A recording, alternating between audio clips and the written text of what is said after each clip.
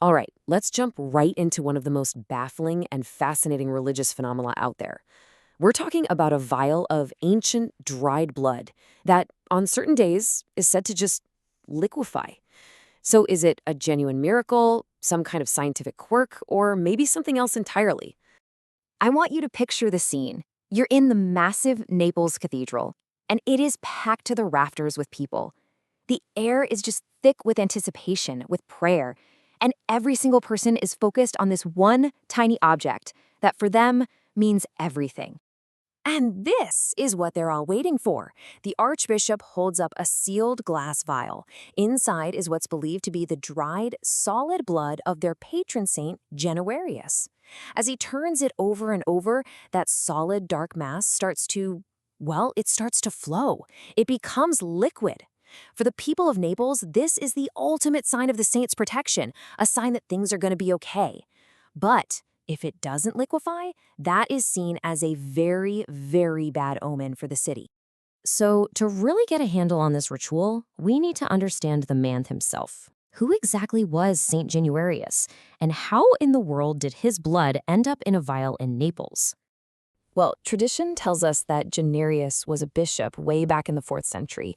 And, that was a really dangerous time to be a Christian, especially under the Roman Emperor Diocletian. The legends about him are pretty wild. They say he survived being tossed into a fiery furnace and even survived being thrown to wild beasts in an arena. In the end, though, he was martyred by beheading. And this is where the relic comes into the story. The legend goes that a devout woman, right after the execution, collected some of his blood. Those vials were then preserved, passed down through the centuries, and they eventually made their way to the Naples Cathedral, where they became the absolute centerpiece of this incredible ritual.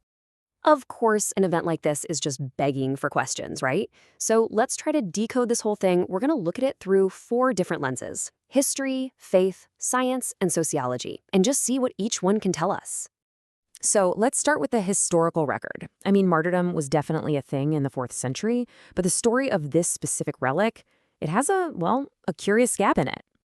And this is where it gets really interesting.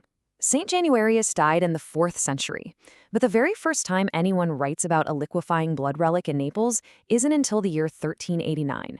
That is a gap of more than 1,000 years. For historians, a gap that big raises all sorts of questions.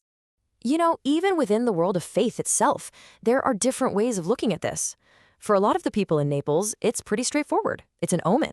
It's like a divine weather vane for good or bad times. The official position of the church, though, is much more cautious. They call it a prodigy, something that can inspire faith, but they really discourage people from treating it like a crystal ball to predict the future. So this all leads to the obvious next question.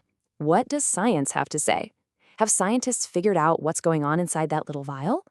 The leading scientific theory involves something called a thixotropic gel. Now, that sounds super complicated, but it's actually something you've probably seen before. Think about a bottle of ketchup. It's kind of solid, right? But then you shake it and it becomes liquid and flows. That's thixotropy. The idea is that maybe some clever alchemist in the Middle Ages could have cooked up a substance with these properties to make it look like a miracle.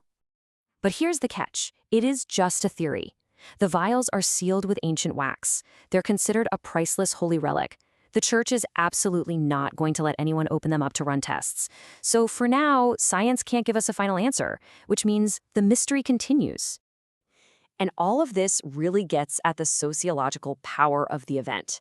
Look, whether it's a real miracle or not, this ritual is undeniably at the very heart of what it means to be Neapolitan. It brings the whole city together for the shared moment of hope and prayer and, even fear.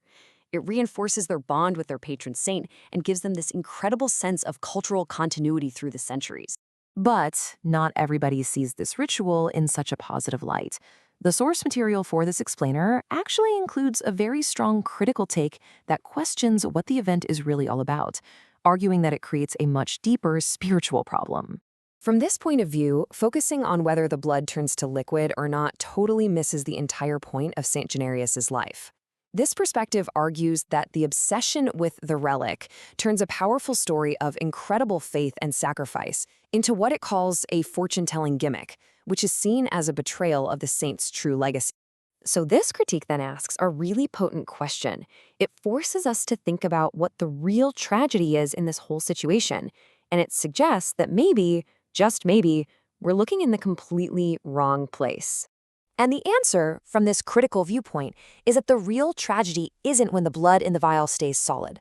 The real tragedy is when society ignores actual, real-world suffering, the blood of the poor and marginalized, because everyone is too wrapped up in a religious ritual. The point here is that true faith should lead to compassion and justice in the here and now, not just anxiety about an omen. So, after looking at this through all these different lenses, history, science, sociology, and this very pointed critique, why does this story still have such a hold on us? I think, in the end, it's because the blood of San Janorius isn't just one thing. It's this powerful intersection where so many different human ideas and experiences all collide. For some, it's a clear sign of divine faith. For others, it's a priceless cultural tradition. For scientists, it's a frustrating, unsolved puzzle. And for many, yeah, it's a powerful folk superstition. And that leaves us with one last big thought to ponder.